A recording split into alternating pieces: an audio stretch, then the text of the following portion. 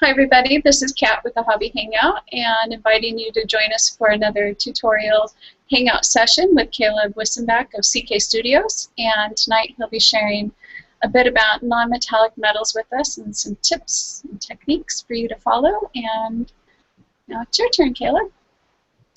Hey everybody, so I'm Caleb with CK Studios, and tonight we're just going to kind of continue on our conversation about light. We've really been focusing on light aspects, how light works. We've been playing with blending, a lot of things. And our discussion on the last podcast, I want to say it was the last one. I guess this isn't even really a podcast, but the last hangout thing, we got into non-metallic metals, and we went through it kind of fast, kind of rushed through it. So I thought we'd take a little more time tonight. I'm working on a project that's non-metallic metals, so I thought it would be a good time to work on something like this. So I guess without further ado, we'll kind of jump into it. So tonight I'm using one of the Kingdom Death models. It's the Butcher. He's one of the villains in the Kingdom Death monster game set, but he's going to go into a diorama that I have planned for later on this year. So we'll go ahead and start with him, and then we'll kind of talk about how to develop light, kind of how non-metallics work, and then a couple of little, I don't know if they're cheats, they're kind of little shortcuts that I've found that helps me to determine where light's going to be and how light's going to work. So we will kind of refer back to a lot of, you're going to hear me talk about aspects like zenithal lighting, you're going to hear me talking about I don't know. You're just going to hear a lot of discussion that we already had. I might kind of bang through that with some terms. Feel free to ask questions if you guys don't understand.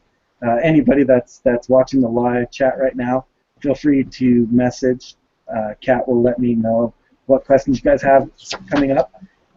This is definitely supposed to be more interactive than just watching me paint. So feel free to stop me and ask questions, even if I'm right in the middle of an explanation or something like that, because this is meant to be a lot more interactive. So I will go ahead and start. I'm going to switch camera views, and then we'll kind of talk about how I go about finding. Well, first talk about what my colors are going to be and why I'm choosing the colors that I'm choosing, and then we'll kind of talk about how we're going to place light. So we'll go ahead and switch cameras.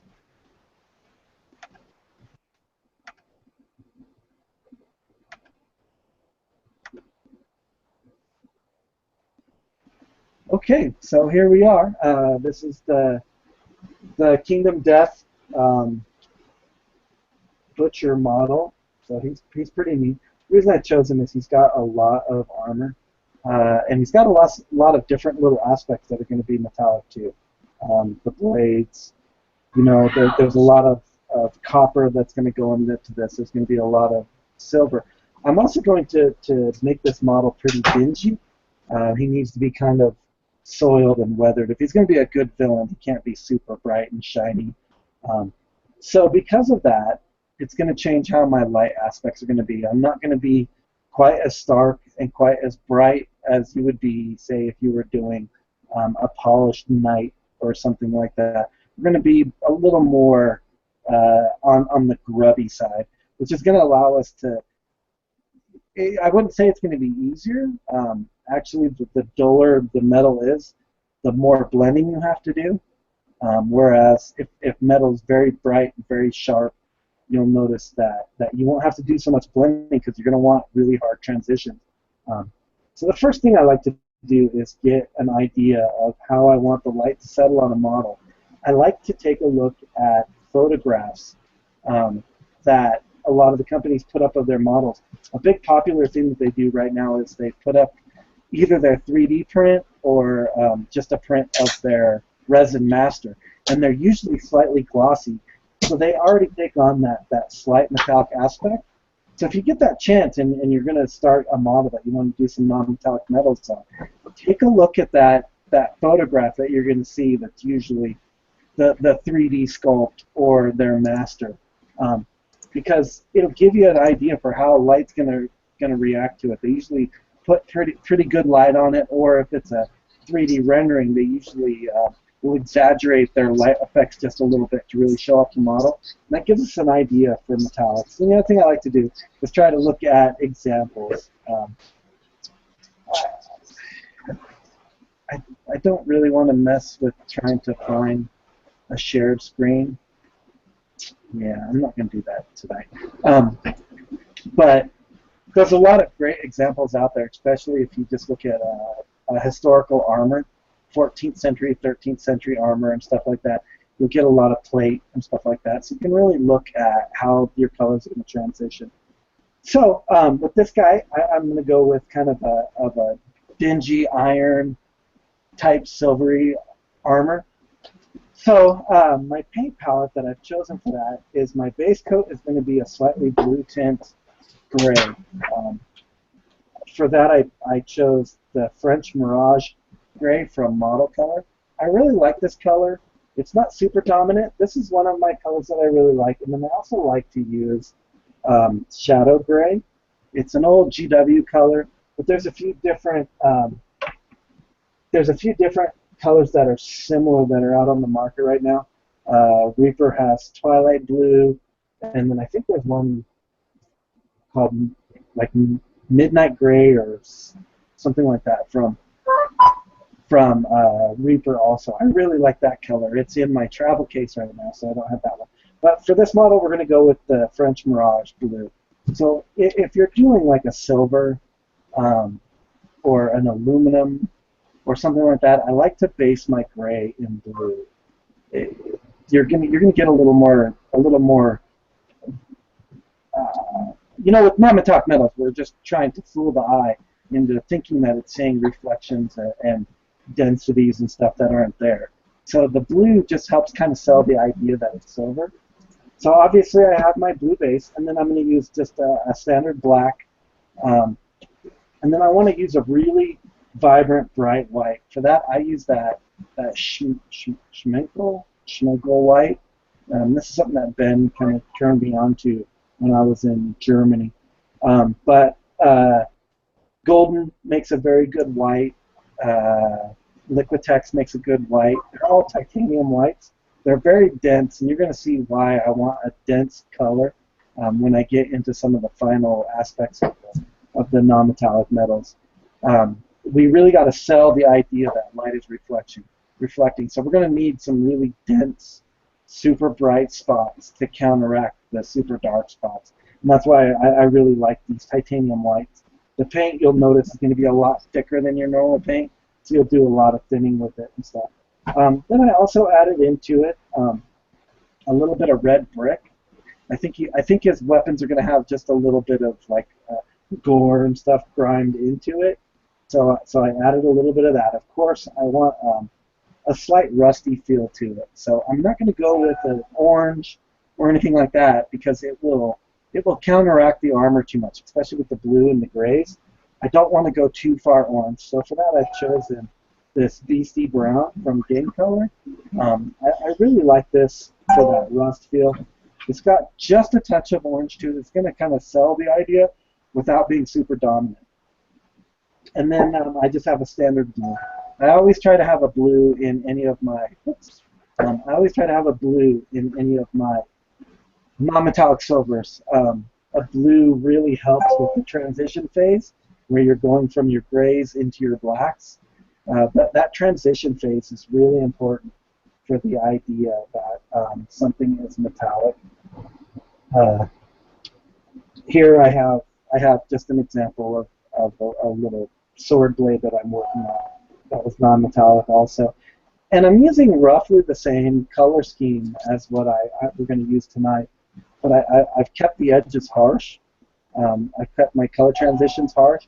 So this is going to be a little more shiny. This is going to give the idea that it's kind of reflective more, whereas this armor will be grimy. But we can go back and forth and discuss the different aspects of it.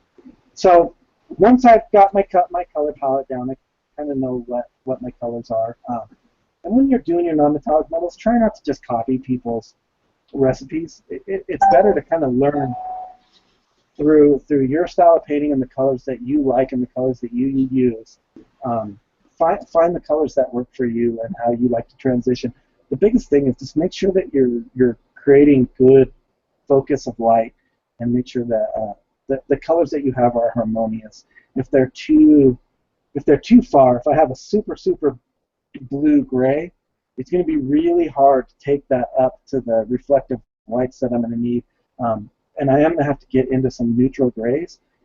And if I don't have those available because my gray was too blue, or maybe my gray was slightly green or slightly yellow, it's really hard to sell that aspect. So play with your colors, but they're always going to change, and also the model will change. There's some harmonies that you might want that yellowish gray or a greenish gray. Maybe you have a lot of reds or something like that. You're going to kind of counteract colors. That really helps with creating good contrast and vibrancy in a model. So anyways, I don't mean to get off topic too much. So we'll go back now. Now that once we have the model, we need to kind of take a look at it and determine where our light focus is going to hit on this. And I already briefly started. The first thing I like to do when I get a model together is I like to wash it with a black wash. It just helps to define my edges. It's going to kind of show me where some of the pieces stop and other pieces start, and it will start to give me an idea of where my reflection points are going to be. So I'll just come in, and I already did this model because it takes so long for the wash to dry, but I can kind of roughly show you on the back what I would do. Is I come in with the model, and I'm just going to take a black wash, and I'm going to kind of work it from my shadow areas out. And then I like to get in and just kind of start to push this around, and I'll push my shadow around into the recesses. The reason I'm doing this is it puts a gloss to the model. You're noticing there's some gloss to it. It's going to help me see where light wants to collect, because if a model is glossy, they're already going to almost look metallic. So as I do this and it's kind of glossy, I can push my shadows around, and it already gives me a good idea of where I'm going to start to create some of my light points. So once that's done, I'm going to go ahead and let the model sit once I've done that wash. Caleb, let it all. Yes. I have a question for you. Okay. In the Facebook thread right now, Tim Martin is asking, Caleb, do you prefer an oil wash or an acrylic wash? Acrylic wash. If I do an oil wash, oils take like days to cure properly. And once I get in and I start trying to run my acrylics over the oils, if the oils aren't set up enough, the oil will start to absorb into the brush, which then I run the risk of ruining my brush. The oils will also move and blend into my colors. And if I want those hard transitions, that oil will start to activate, unless I let it sit for a couple days.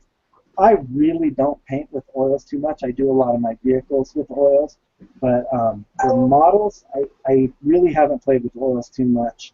The dry time is just too long for me. I'm too impatient to work on a model and then set it and let it sit for a day or two to cure, and then come back and keep painting on it. So everything I do is acrylic. It's absolutely your choice. If you really like oils, you can do an oil wash. An oil wash is going to work good, but you're going to get a lot of capillary action with that oil wash. It's going to get into your crevices, maybe a little more than you want. If you noticed on the back here, I kind of drug the paint around, and I actually started just a little bit of blend shading. So as that model rolls, you'll see how some of that color is starting to tint. If I get too much capillary action from like an oil, I might get just too much density down here as that paint tries to pull its way around. So I don't know. I mean, I guess I could play with it more. I just never really have. I hope that answers your question. So I guess in a nutshell, kind of use what you like. So now that I've done the wash, I'm starting to kind of see where my light's going to be. So we're going to go back to, remember that idea that we talked about with blending, about sketching? I'm going to come in and I'm going to start to sketch some light. And I'm just going to take my base gray color, because I already have the black in there. And I'm just going to come in and I'm going to kind of get an idea for where I want that light to hit.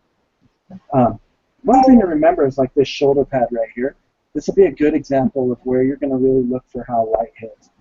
If you guys all did that, that practice exercise in art class, like in high school or maybe in middle school or something, where they drew a circle. You know, you had a plain circle, and then you had to come in and shadow it and highlight it to make it a sphere. We're doing that same thing, so we need to consider how light's going to hit. Now, when we're thinking regularly, like if we're painting a model like this, and he's not going to be a metallic model, so he's got zenithal highlights. All of my highlights are going to be at the top of the model, right? Because that's where light is going to hit, and it's going to reflect on those areas. It's going to make those areas brighter than other areas. This is where the zenithal highlighting is going to change from metallic metals highlighting. Because what's happening with metallics is that we're actually getting a reflection of light. It's not just the absorption of light, it's the reflection of light. So think of it this way. It was a fantastic example how Ben explained it to me. It made non-metallic metals, the whole idea that popped in my head is, imagine that you're looking in a mirror. You're driving your car and you're looking in a mirror. And where your reflection is what you guys are seeing in the mirror, as you move your head from side to side, the reflection on what you're seeing behind you, or even if it's your side mirror, moves also. So if you're looking directly into a mirror here in the center, and it's slightly rounded, you're going to have a reflection that's coming in from the top, and then it's going to bounce straight back at you. So with non-metallic metals, this very top where we would normally highlight on a model is actually going to be darker, because what's happening to the light that comes directly from the sun and hits the very top of this image? It's going to reflect directly back from it, right?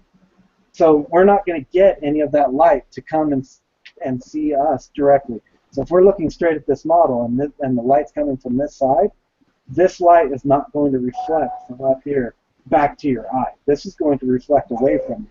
So therefore, we're going to have it dark up there. But here in the front, as this light comes down, it's going to hit this angle. It wants to reflect straight back at us. So this is actually going to be our brightest area. So we need to consider that. That's the big thing about non-metallic metals, is we're just trying to copy what metals do. Here's a metallic model. You can really see it here. As the light hits, yes, the light's coming from this direction, but this is the point that it's going to reflect directly at you.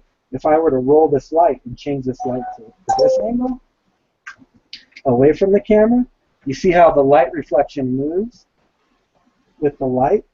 So it's still going to bounce back at us. We're still going to carry that light, and then we'll have that dark that's going to be away from us.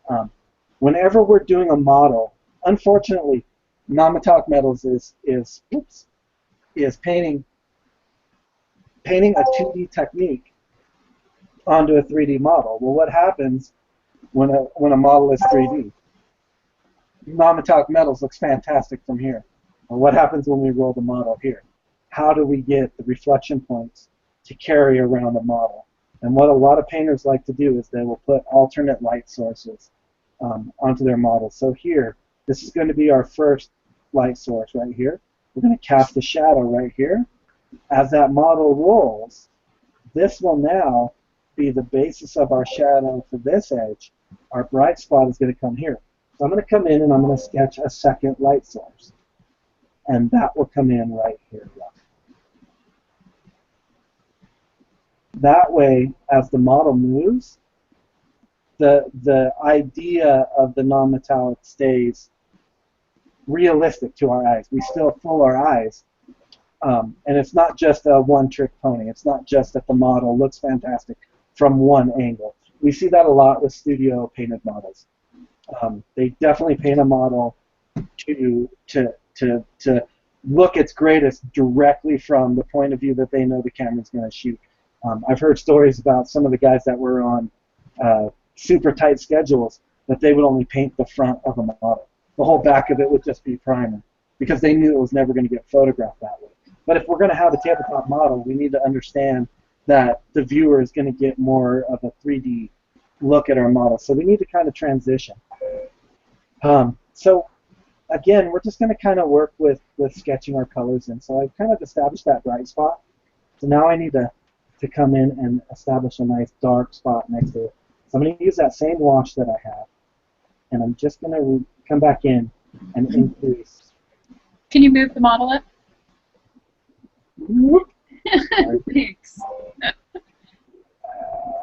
Adjust around a little bit. Okay. Right here. There's my sweet spot. So I'm going to come in and I'm just going to kind of reinforce that shadow.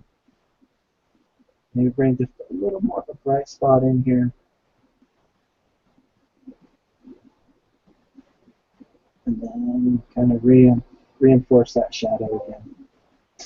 So now we're starting to see that we're getting a little more shape and a little more movement to our model without doing too much.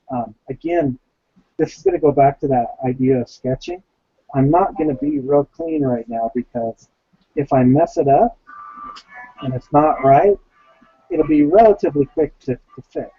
Whereas if I spent a lot of time trying to blend in everything and get it super smooth and perfect, if the light's not right and I got to move the light, I've wasted all of that time. So I just want to come in and sketch.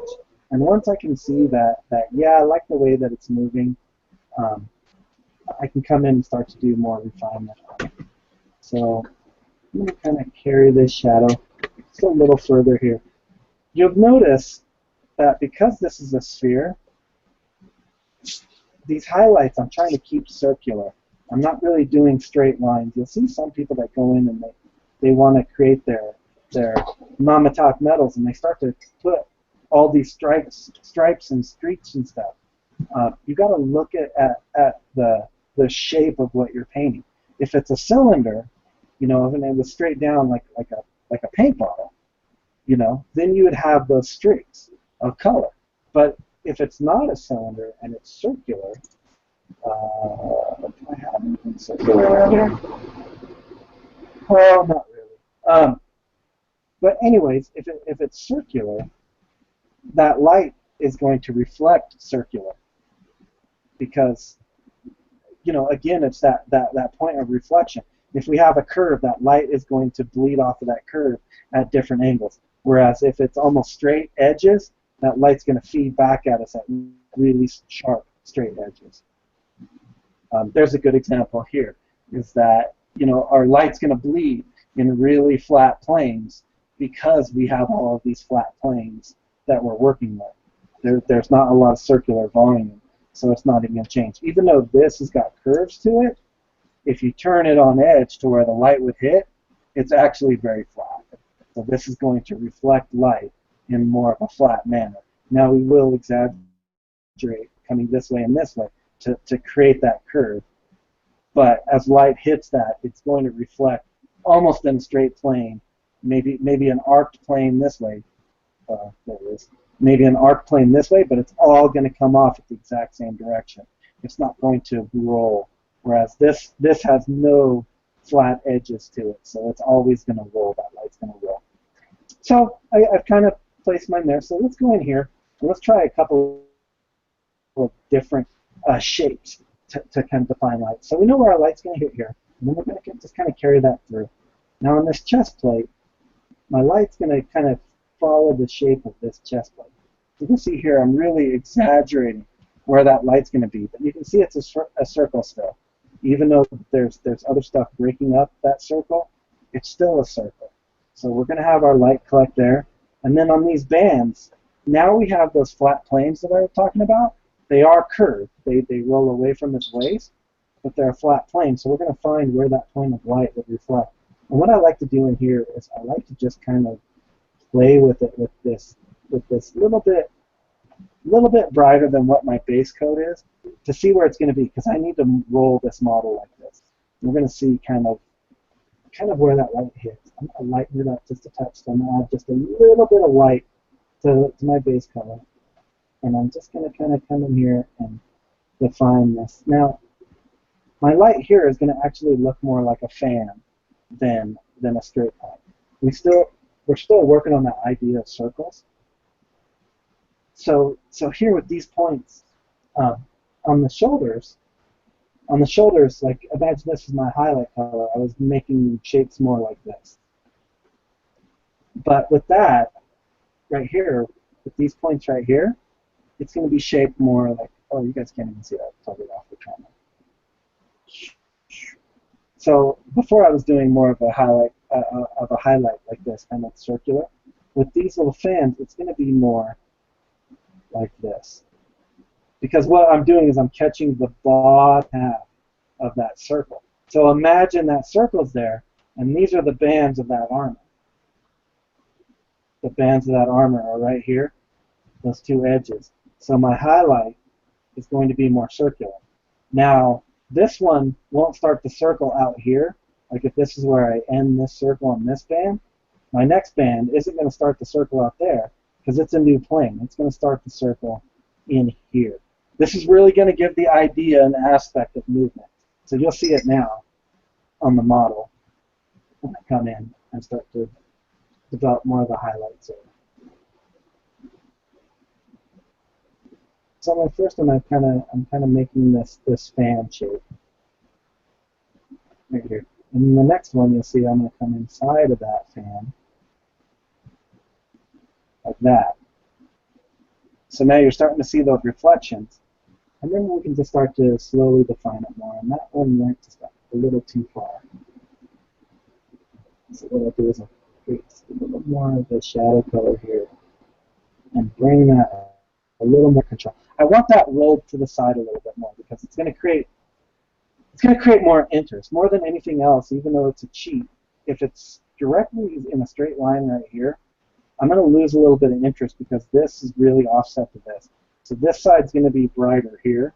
So if I take and kind of carry that reflection over just slightly and offset it, it's going to create that technique that we talked about in composition. It's going to create that vector that brings my eye instantly to the thing. So as soon as that paint, as soon as these bright areas roll this way, it's going to have the natural tendency of bringing your eye up and away from it. And you guys will, I mean, you guys probably won't see that tonight because I won't paint the face. Well, maybe I will if I can get to it. I want to do the face in like more of a copper than a silver metal. So, I mean, if we get a chance to do some copper tonight, we can work on that a little bit, and we'll see how I'm going to shift the focus a little bit. So now that I've kind of established where my light points are, I'm going to start working on kind of trying to define where everything's going to be. We know that we're going to have some sharp edges that are going to collect light. So I like to do those first. Once I can create those sharp edges, it'll help me tell the story more. It'll help me read exactly how the light's going to go and where I need to adjust. Again, we're just sketching. So I'm not going to be real clean because if I need to change it, I want to be able to change it relatively quick. Now I'm still mixing with my gray. I'm not going pure white. If I put that pure white in, it's going to be really hard to erase it if I don't like where that light's in. So I'm going to come in and just kind of reshape this light and see how this looks.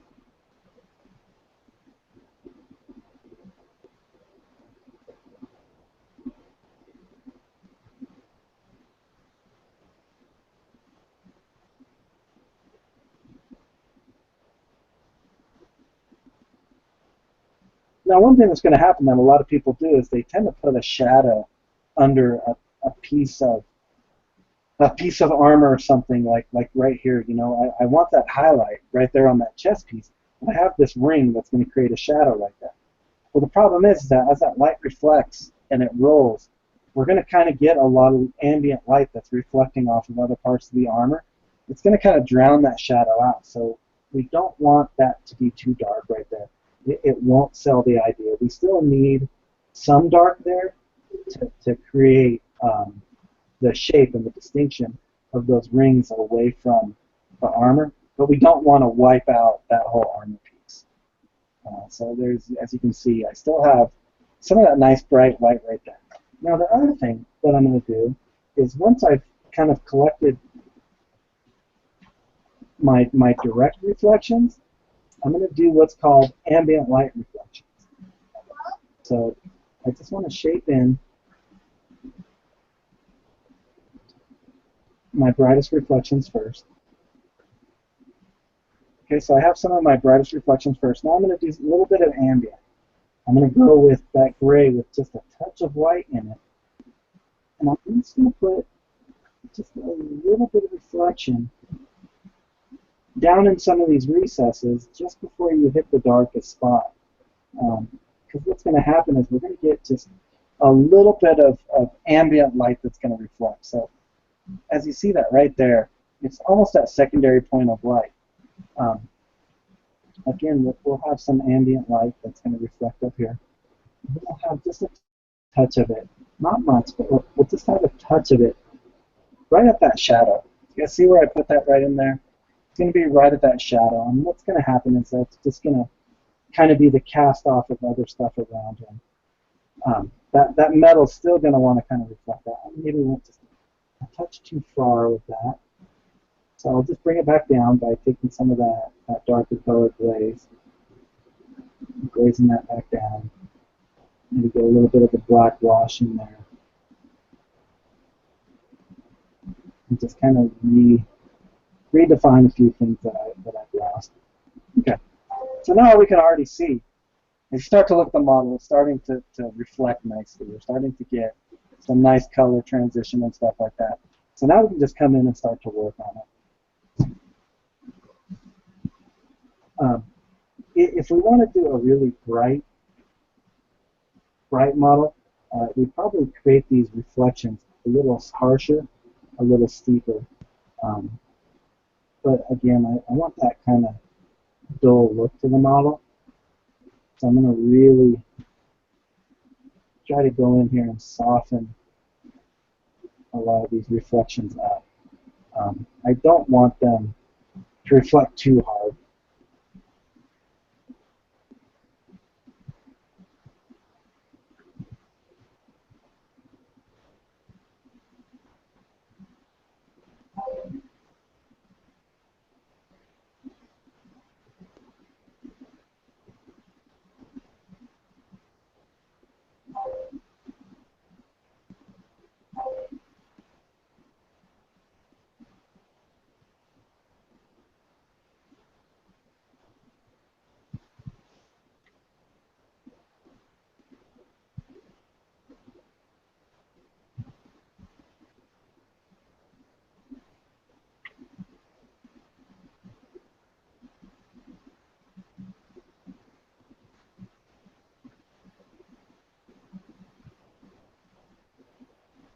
Now, one thing you'll notice right there is I just came in and I put some really hard black lines in there.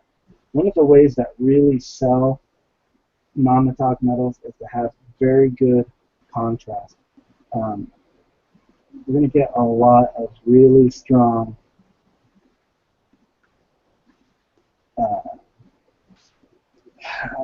shadows and really strong highlights. Even if it's dull, our edges are still going to get some very sharp edges to reflect more, to create more of that contrast, more of that light transfer. You know, one thing that I didn't talk about, and we see this a lot, and I'm going to talk about it with this sword real quick, is you always hear people when we talk about non-metallic metals about how you flip surfaces. So if this surface is highlighted, your next surface shadows, right? And that's what everybody tells you.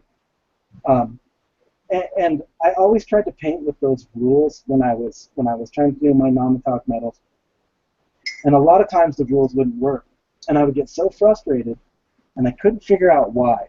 And then Ben came in, and he kind of explained it to me. He says, no, you have to consider it this way, that yes, you're going to flip your edges, but you need to find out which surface is your dominant surface, is the surface that your light is collecting on. And that's where a lot of times you'll see these shadows. You know, Matthew taught me, we did a belly of an ogre.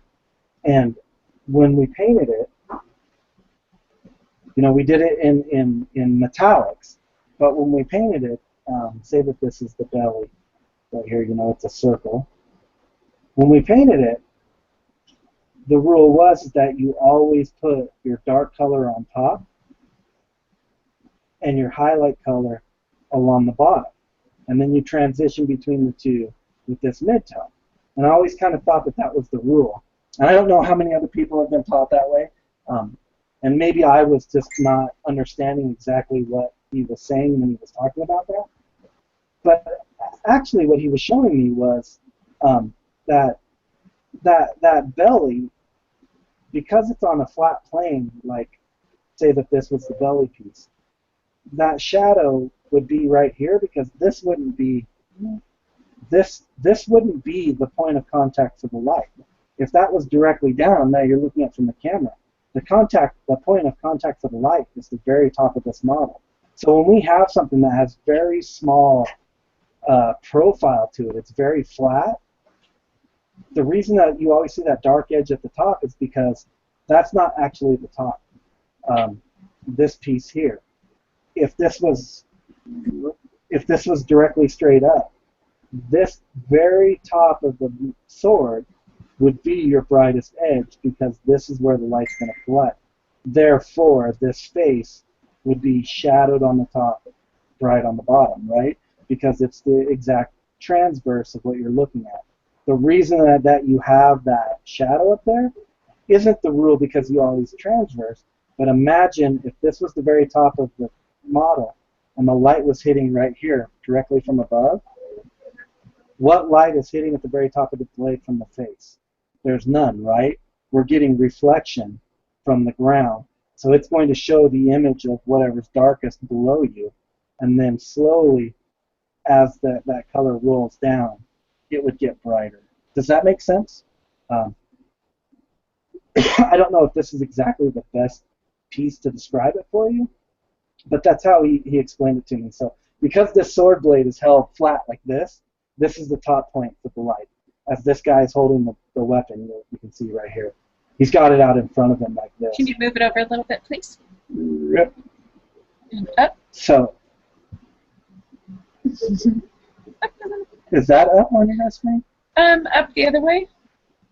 Go up. There we go. Yeah, so it's above all the pictures. Thank you. Oh, you guys have pictures in the bottom of your screen. Yeah, exactly. I didn't even think about that. So, That's all right. because this is the top of the blade, this is going to collect the most light.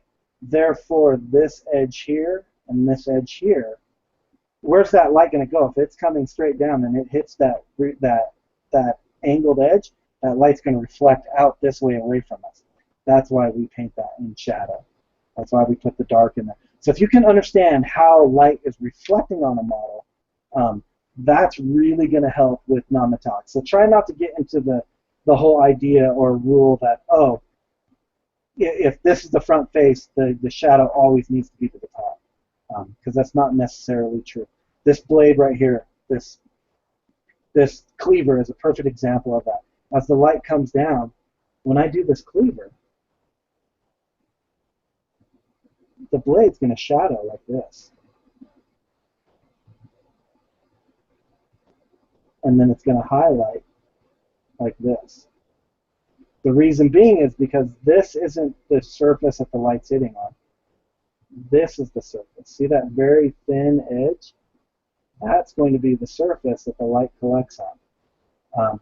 This edge right here is going to be the surface that light collects on, because those are the surfaces that are directly in the light. Those are the ones that are going to cast direct. Whereas this is not going to cast direct, because that light's not hitting and it's not going to reflect to us. We're going to catch ambient light for that.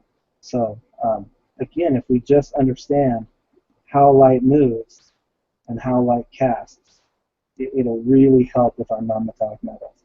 So hopefully I'm not jumping around too much.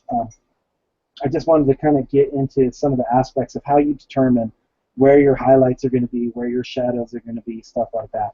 That was the biggest thing I struggled with, and it took forever for me to try to get that figured out. And I couldn't figure out why, because with one model it worked one way, and then the next model I tried to do the exact same thing, and it wouldn't work. And your eye instantly notices if light isn't casting right. So if we can get our light to cast right from the get-go, it just makes stuff so much easier. So back to this armor up here now. And I am horrible about that. Let's get a little better light on it too. So back to this model here. Now I like to come in and I just like to really start to refine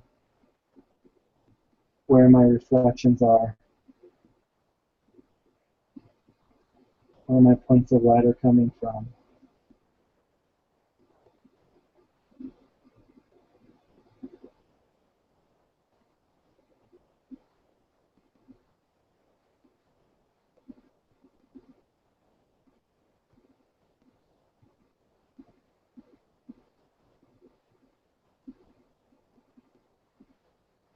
The other thing we have to be careful of is when we're starting to highlight an edge, we have to make sure that the tone varies even with the highlighted edge.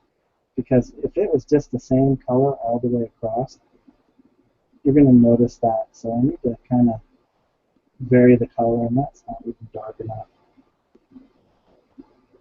This edge obviously wouldn't highlight as bright as that other edge.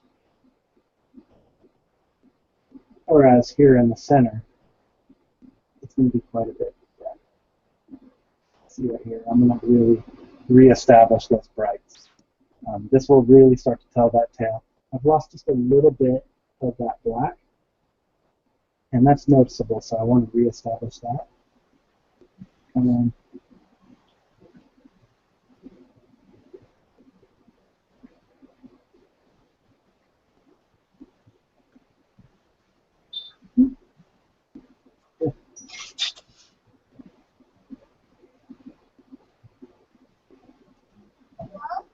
and pretty much with all of this, I'm doing that strip blending that we talked about in that blending class. I use a lot of strip blending, but it doesn't mean that you have to. I know that the loaded brush technique is really good for metallics or for non-metallic metals.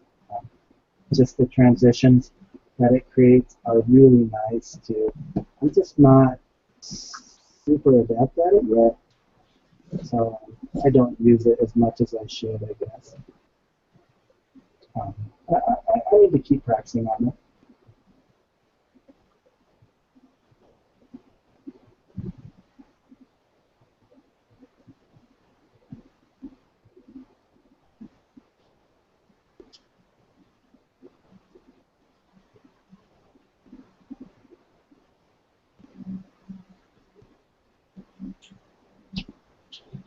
And this is kind of a sticky point right here, because that's definitely kind of where our reflection is going to be. It's just a little long, but there's a little bit of some chipping in there too. So that's going to make the light cast just a little better. I didn't like where that highlight was, so I'm coming back in and I'm reestablishing it, and I'm going to move it up just a little bit. It just wasn't quite working exactly where I wanted it, so I'm going to bring some of the shadow back in.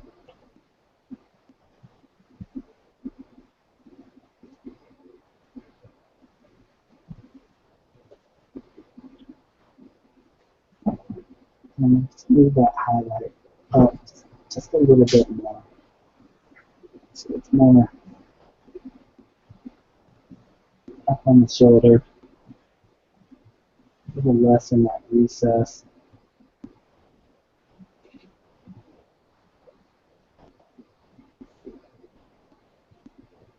You guys see that okay? Yeah.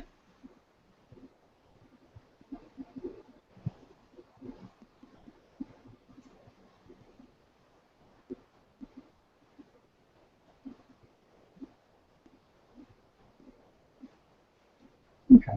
So now I've kind of redone that. I've reestablished it. It's more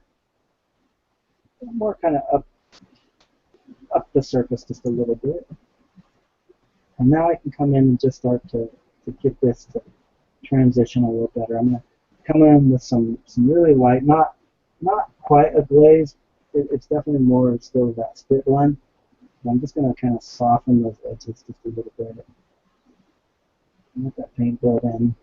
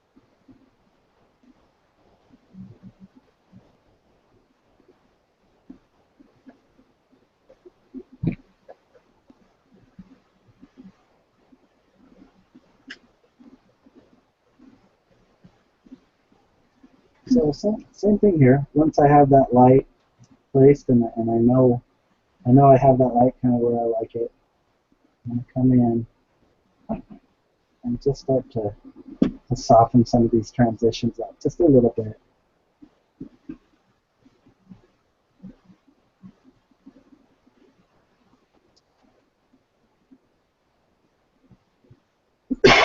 Excuse me.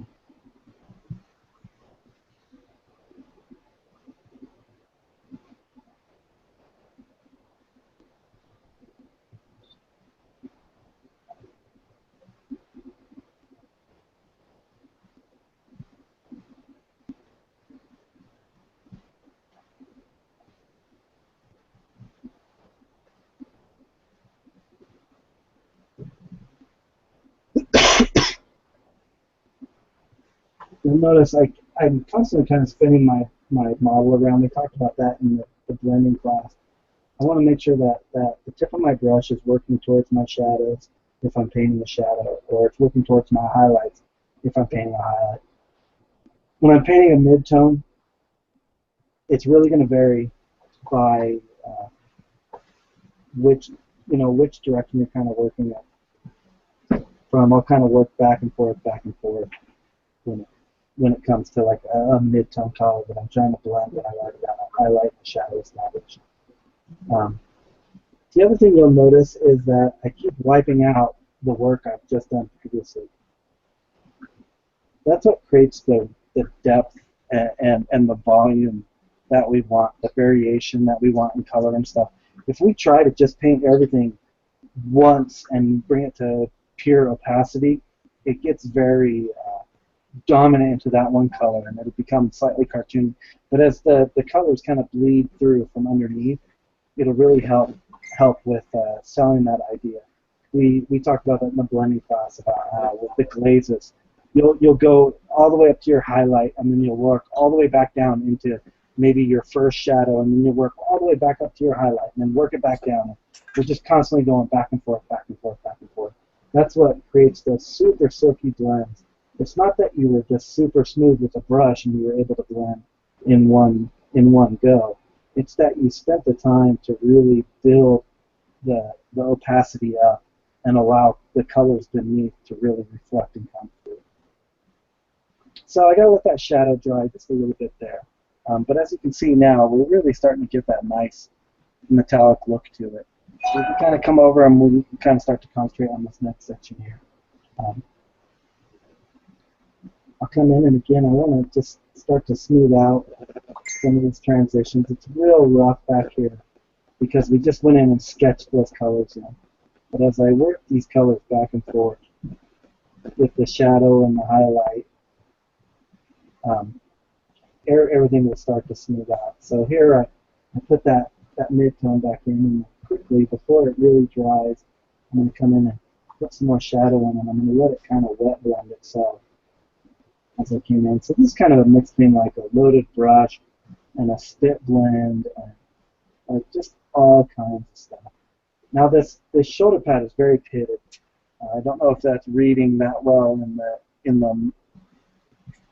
the model in the camera, but you can see all the pitting in it.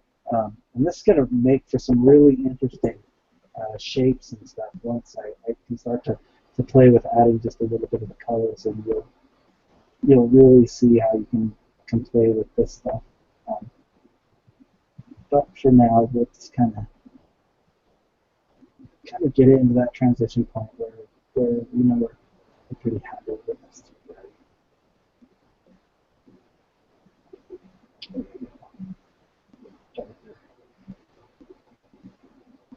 Now this highlight in the back, we don't want it to be as bright in the highlight as the front, because the front of the model is always our focal point of the model.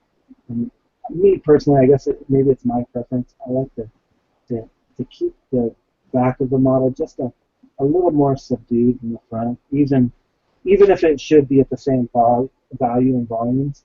I'll keep it just slightly subdued, and that way you're kind of forced to look at the front of the model.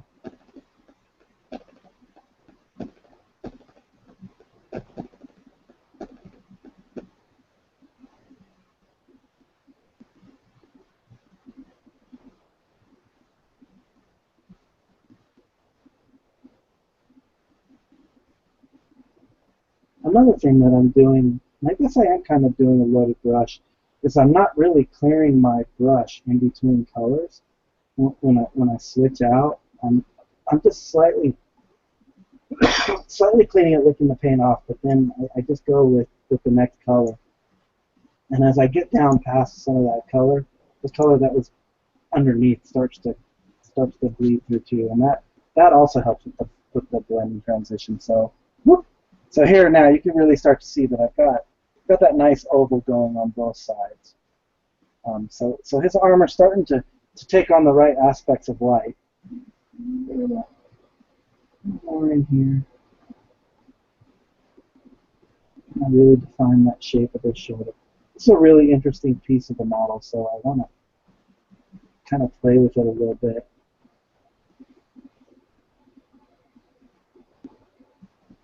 So now we'll come in and reestablish our highlights. We're going to reestablish these edges.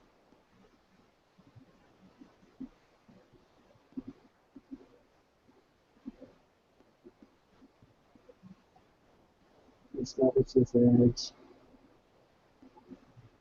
Put in here. Get in there. Okay.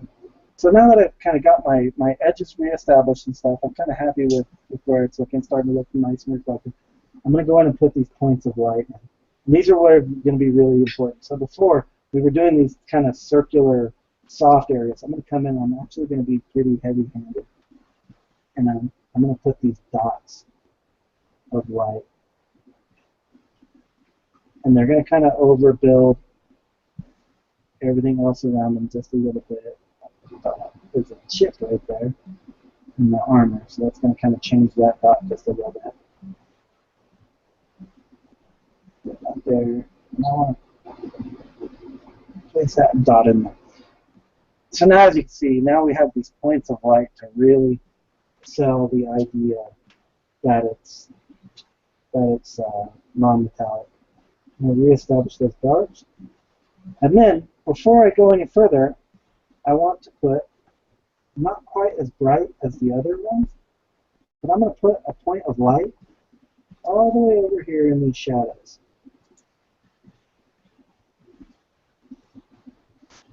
And this is something that Aaron Lovejoy showed me. Whoops. Okay, so as you see, I came in and I just put a couple little points of light right there in these deepest shadows. Here into the shoulder flat pad, I'm going to put just a point of light there. And what that does is that just really helps reinforce the idea that it's metallic, because even in your darkest shadows, you will get just a touch of a point of light. So why it works, I'm not exactly positive yet, but I know it does, and I really like it. So. Okay. So I'm pretty happy with that. I might come in and just adjust these, clean these up a little bit, but I won't bore you guys to death too much on the back and forth of these. That's the biggest thing with these, is make sure that we're going back and forth quite a bit, and constantly adjust it, and just take a look at your colors. See where they need to be brighter, see where they need to be duller, stuff like that. You kind of move the model around, see where it needs to go. And don't be afraid to just, if you have to, come over and just kind of redo a section. The more you build on these with color, back and forth like that, the better it will be, the smoother it will look. So now I've kind of created that. Now I want to come in and kind of just create some of the rust pockets, and maybe just give a little more interest to it. So I'm going to take some glazes. I'm just going to run some glazes right in where grime would start to collect. Right in these recesses. You saw me kind of skirting around those little chips and stuff. I'm going to put just a little bit of grime in there. Now, out in the surface area where it might be reflecting towards the sky just a little bit more, I'm gonna come in and I'm just gonna do Ooh, that's too much. I'm going to do some very, very light blue glazes. Just super light. And it's going to be right at that transition point where I was talking about, where we went from the highlight to the shadow. Maybe just reestablish just a little bit of the shadow in there with a little bit of the black glaze.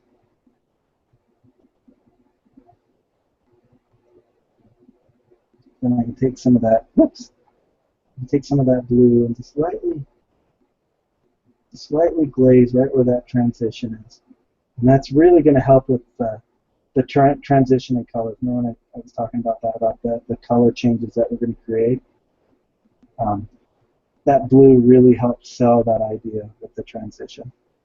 So there on that shoulder pad, you know, there's not a lot of blue to it, but it's just enough that it's going to sell the idea that it's reflecting.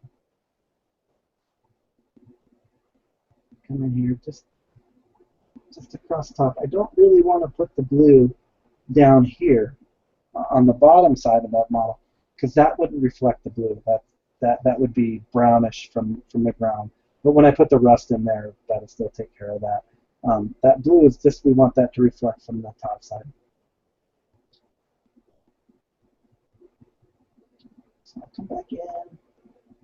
Kind of start to put some of this brown in here.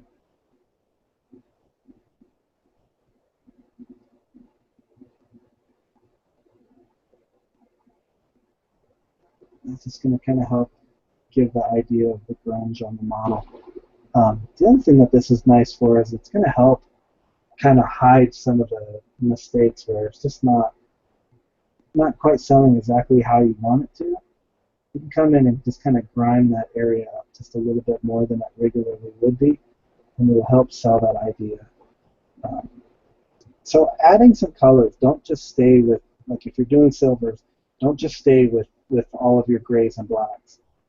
If you're doing golds, you know, don't just stay with your standard yellows and browns. I mean, come in with a little bit of purple, maybe a little bit of red, just little points, little areas in certain areas, and you'll see that it'll really start to tell the tale a lot better. So that's kind of non-metallics there. So we'll go ahead and work on this blade next. So I kind of started the shadow where I wanted it, and now I'm just going to start to clean this up. I was really heavy-handed with that paint. So I'm going to clean that up, clean this up, and then place my shadows. Again, if we're going to kind of flop those planes, if the top of this blade is black here, then on the edge part, this bottom side is going to be black. And I'm going to carry this shadow up a lot farther along this part of the blade than I would here, because that's going to be more in shadow. If you look directly down, there's really no light hitting that. So we don't want a lot of light there. We're going to keep the tonal values on this a little flatter than we're going to do on the face of it. And you'll notice that even though I do have some highlights there, they're not going to be as far as the ones right here. So you see right there, I've kind of started that shadow, and then I can just define my edge real quick so I can see it better. And I like to do this, is just come in and define this edge real fast.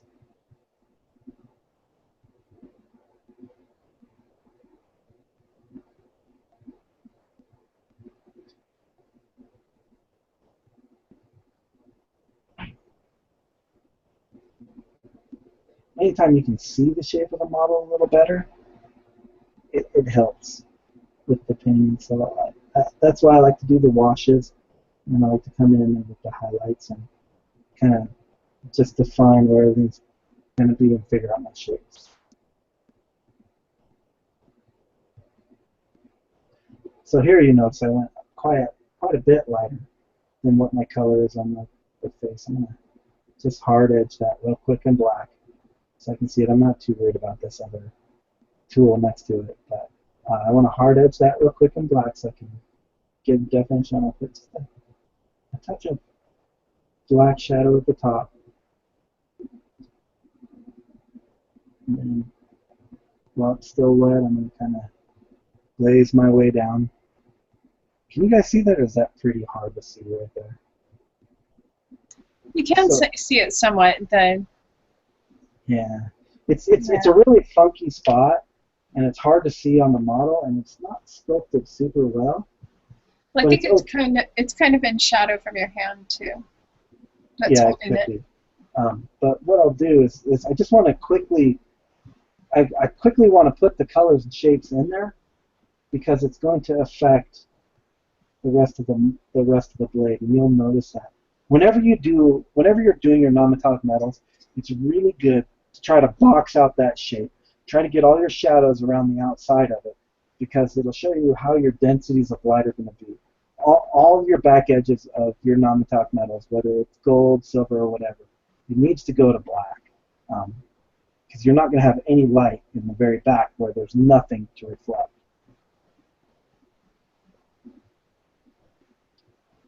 So now that I've created the shape, I can really kind of see the shape that I'm going for. Now I'll start to transition and create the volumes of the blade. Now I'm going to paint this kind of in diagonals, because of the shape of the blade and the way light's going to cast and reflect off of it. So you'll notice that my brush strokes are starting to go in this kind of diagonal transition where I'm coming across. And then again, I'm just spit blending. Okay, so that blade's really starting to take more shape. It needs to be just a touch brighter. Come back in.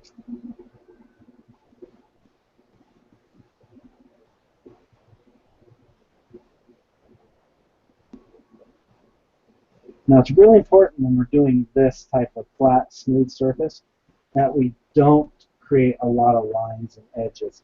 If we create those lines and edges in the field of the model, they're going to be really hard to get rid of, and you're going to see these really hard transition lines. If we can keep this paint as malleable as possible when we're doing this section, it'll really help. But if you do get lines, all you got to do is just kind of come in like this and just dab the brush until it erases that line for you. Let that dry. And then once that's dry, we can come back in and recreate our next color, or our next transition, whatever that may be.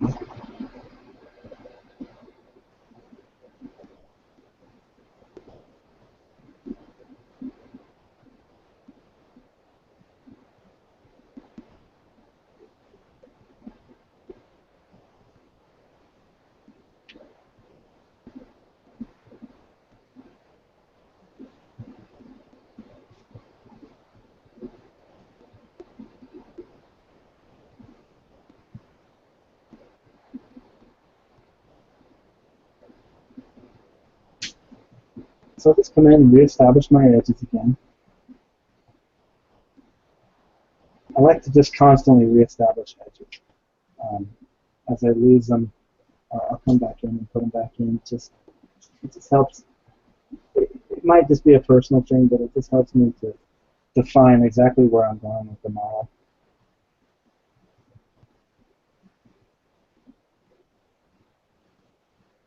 Alright, so I've kind of got the grays in there, and it doesn't look too bad. It's slightly flat. Now I'm going to come back in with that blue.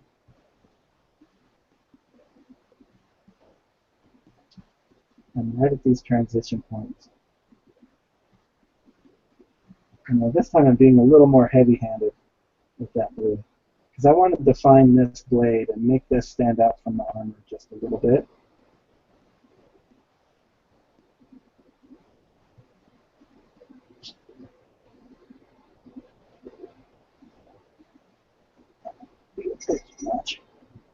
It's okay.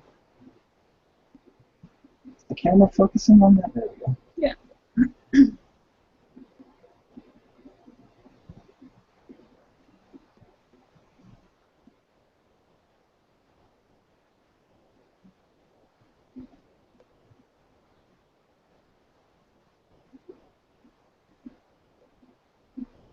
Come back in with a little black. Go right over the top of that blue, just the top of the transition. down here. Now, when I was teaching the blending, I was talking about that wet on wet and how if you keep pushing the paint and reducing it, but it's on a wet surface, how it would make that really thin, fine line. You see how I got a really nice, hard, fine line of black right there? And I can reinforce that by doing the same exact thing but with white now. I'm going to get that surface slightly wet. And I'm going to come in with that white again. This is pure white. And I'm just going to bring it in. And I'm slowly kind of reducing the paint and making that line smaller and smaller and smaller as I pour the paint. So now I have this really nice thin white edge to go right up against that black. That really helps sell that idea. So I can come back in. Now the bottom of that blade right there, one reason it's looking so funny is that bottom is still just primer. So I got to come in and use that black. I'm just going to paint that pure black. Now you notice that just because there's that hint of black that you can barely see as you look directly on it, that hint of black now has really offset that edge, that white edge of the blade. So now we're really starting to see the blade take shape. Come in and tighten up my edges again. And then I'm just going to come in and dab a couple little spots of white. So I'm just breaking up that edge just a little bit because it's a cleaver and he's kind of used it to cleave. So it wouldn't have a super fine, whoops, I'm sorry. It wouldn't have a super fine edge to it. It's going to have the little dot. So all I did was I took my pure white and I just go along the edge and then just kind of dab like this. It's going to create more shape. And maybe I'll come in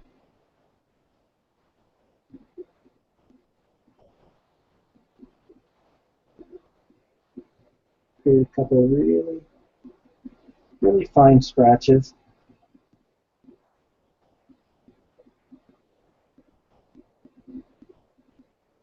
Yeah. When I'm doing these scratches, I'm just watering my paint down quite a bit to almost that consistency that I'm going to use as I'm freehanding. And I'm just going to come in.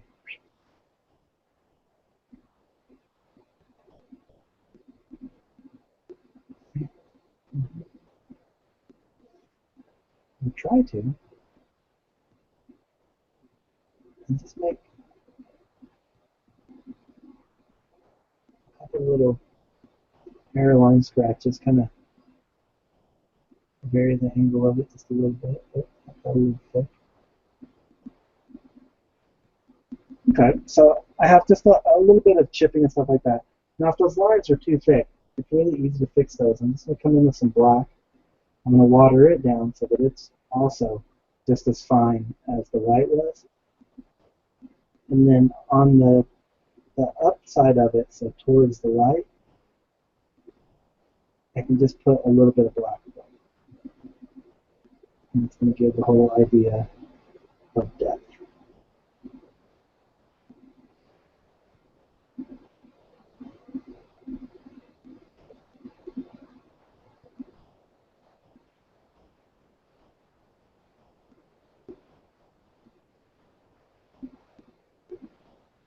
Okay. So now you can see we have some nice depth to it too. So the cleaver has been cleaved a little bit. And then the last thing I'd like to do is kind of blood encrust it a little bit. So once everything's kind of dry,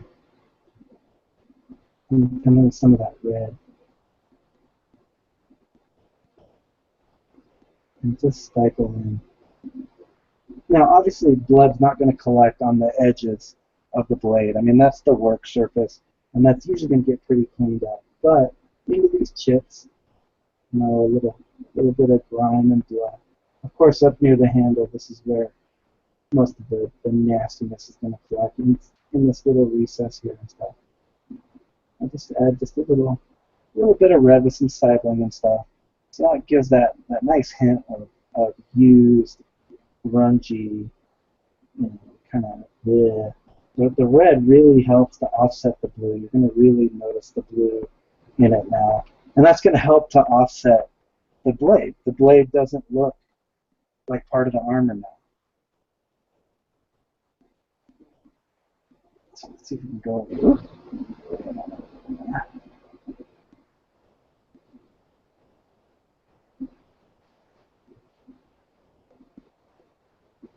There we go.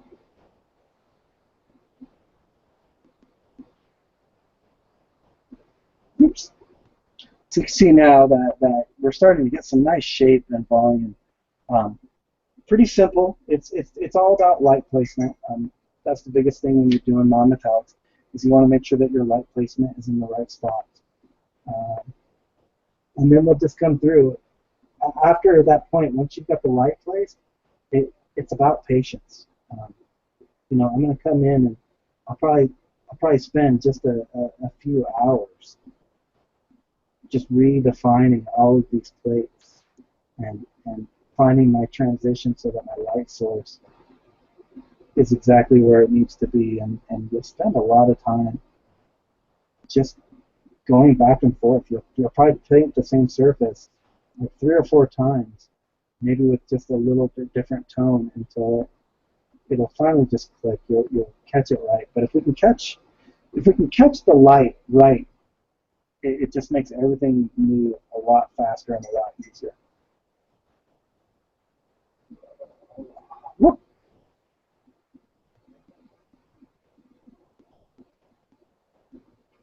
Okay, well, that's pretty much a little over an hour. So I guess we can open it up to questions and stuff. If you guys have any questions, we can kind of discuss a few things. Let me check the Facebook page too, if there's anybody there. There are viewers watching. But.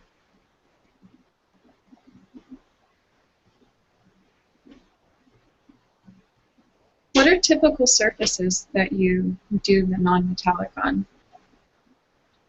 Typical surfaces? Yeah. It's myriad. I mean, any surface. Well, I mean, every model breaks down into what, 3 shapes. You're either going to have a curve, well, 4 shapes. You're going to have a curve. You're going to have a sphere.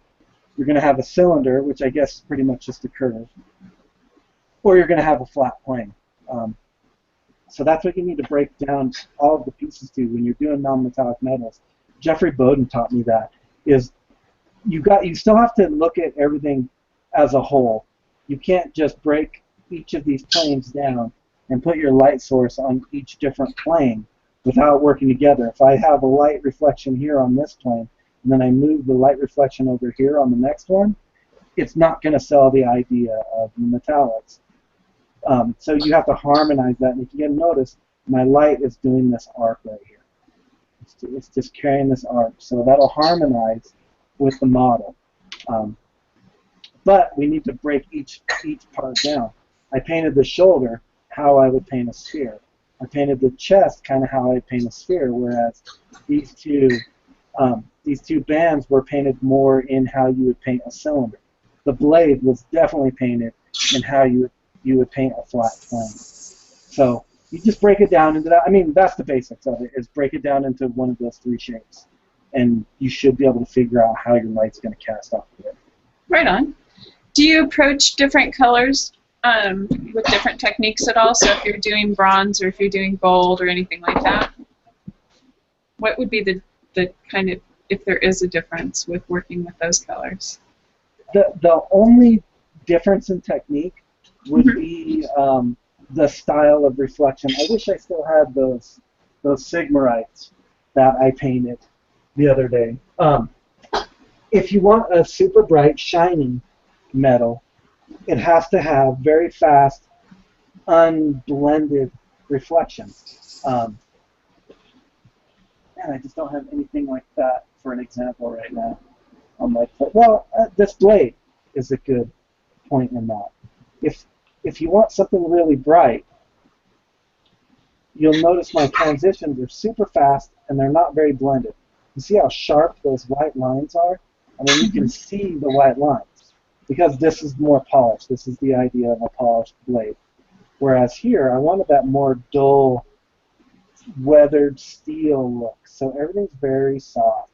All of my reflections. It's not until you get to the very end point of light that they're really sharp. Everything else from there, I spent a lot more time softening those transitions. Because this is more dull. This looks more like a dull brushed metal, whereas this is definitely a more sharp metal. Here on this girl, you'll notice on the shoulder pads and stuff, the transitions are super fast. They're super hard, super fast. Whereas here, this would be more of a claw. I kind of softened and expanded those transitions and let them roll further. But then I get back up into here where it's kind of a sharper reflections, because this would be a sharper edge. So my reflections, again, are really fast. So that's really the only time you're going to change techniques is kind of in how much blending you're doing. Other than that, no, every color I would approach pretty much the same way. On your scar bust, what's the base coat for the lining around that? Or what's your base color for the gold part? That's a good question. So these are the Reaper non-metallic metal set that came in the new bones. I got them just to try out, to test. So I don't know what the colors are called. But this is a nice mustard yellow. This looks a lot like bubonic brown, the old GW bubonic brown. So it's a nice mustard color. My shadow is going to be kind of a neutral brown. It almost looks like it might have just a touch of green to it, maybe. So it'd be a brown with a bit of black in it. I bet you if you were to break this model down, this brown down, it's probably got a lot of black in it. So it desaturates a little bit. That would be my shadow color. One of my highlight colors is this. Is a yellow. It's a lot like. Shoot, I don't have that Reaper color out. I want to say it's like lemon yellow, or something like that. It's a very. It's yellow, but it's a white saturated yellow. So it's a. Right. I shouldn't say white saturated. It's a white desaturated yellow. Right. So these are my colors, and then of course pure white, pure black, and then on those golds, I like to use strong tone from Army Painter. It's just a wash. I use it as a glaze, and you'll notice, especially right in the recesses here. That's where that strong tone is pretty heavy. It creates a really nice, vibrant shadow cast to the gold. So that's pretty much the colors I use. But mix and match. Find what works for you. My base coat is actually this bubonic brown color mixed with pure black, with just a little bit of pure black. And you'll notice when you mix it on your palette, it starts to take on a green tint to it. That's my base coat. So going like in the direction of ochre then, if it's the green side? Huh? Going in the direction of ochre if it's on the green side? Yes, going in the direction of ochre, exactly. Okay, cool. What about scratches? Creating scratches? Yeah, so like that butcher's blade, you want it to be worn, and if you're adding scratches, like it's been beat up really well. Okay, so scratches are actually very simple. Let me find something nice and flat and smooth to paint on, and I can kind of show you.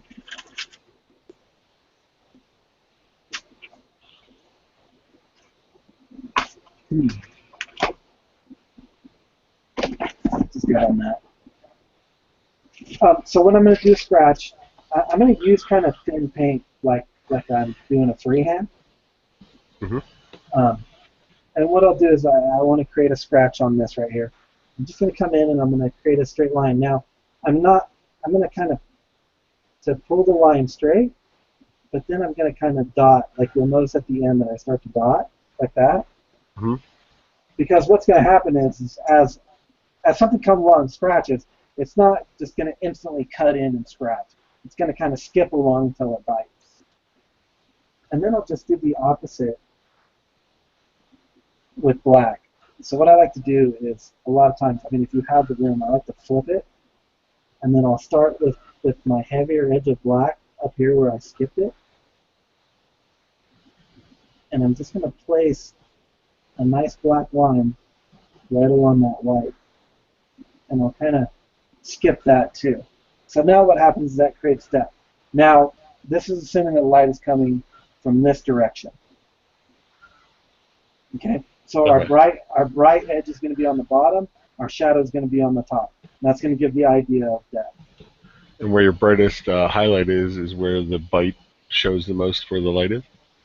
Right, like you kind of see like the blade came in and it started to hit here, kind of skip, and then it dug in here, and then maybe his wrist turned or whatever. And it just, this really tells story. If you have perfectly straight scratches, they usually don't look exactly realistic.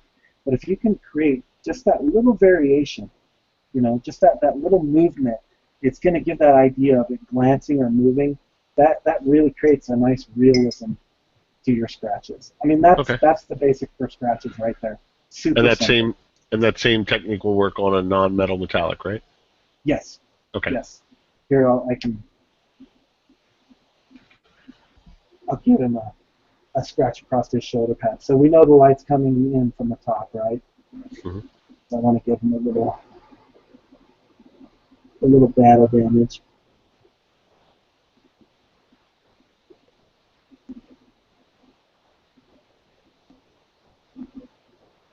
Now here it'll be really hard to flip that model around because I have all this stuff in the way. So I'll just come in right next to it.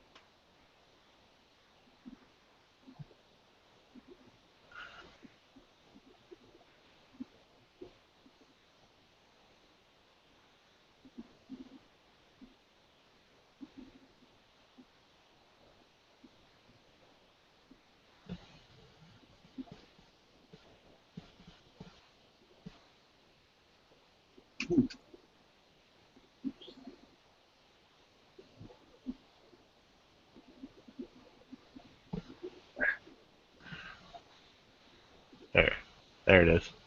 Oh.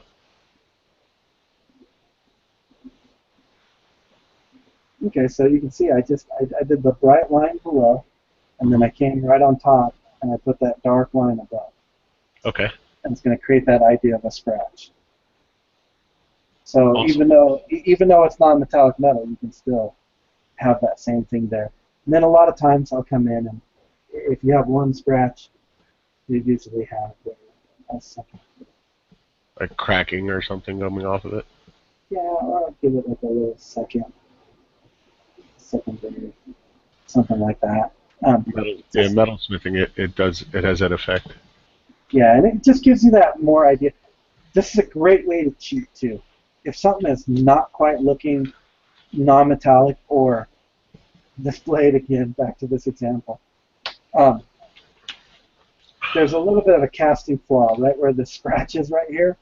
Mm-hmm. So every time I transition my bright white into my shadow, I got this really bad wash line, and it wouldn't cast the way the light would cast. I couldn't get it right, so all I did was come in and threw a really bright white line, shadowed the backside of that line, put the scratch shadow in it, and it still sells as non-metallic. But if you got rid of that scratch, mm-hmm. it really loses the effect of non-metallic. Okay. But if you just can't get something right and you know part of it's right, throw some scratches in it, and it'll fix a lot of that. Very cool. Thank you very much. That was awesome. Any more questions from anybody? We don't have any coming in from Facebook right now. No? No, answered them as we went. You did. Okay. Wonderful. Well, I guess we can call it a night then. Can you flip? Oh, yeah.